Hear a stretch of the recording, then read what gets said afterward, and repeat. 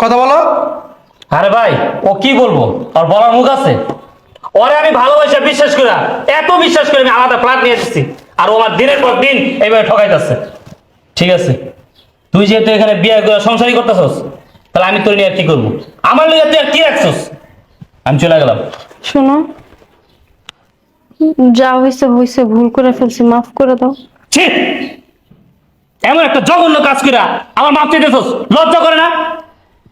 কি গো মা, হেবের কাছে মাপ চাইতেছো? মাপ চাইকে জামাইকে ডোনাই রাখবানি? হ্যাঁ, ঢাকা শহর বাড়ি কইরা আর তোমার মতো ভাড়া দিয়া কত কাহিনী যে দেখলাম, আর কত কাহিনী আল্লাহ দেখাইব। কত বড় সাহস, স্বামীর প্রবাস খাইটা মরতাছে, অথচ এই একটা বিয়া কইরা স্বামীর সংসার করতেছে। আহ, হায় রে দুনিয়া রে। ঠিক আছে, বিয়ে যেহেতু করে এলাইছস, সংসার যেহেতু করতে আসছস, আমি তোর নিয়ে আর কি করবো? ডিভোর্স লেটার তোমার দেশ নাই, আমি ডিভোর্স লেটারটা পাঠাই দিব না।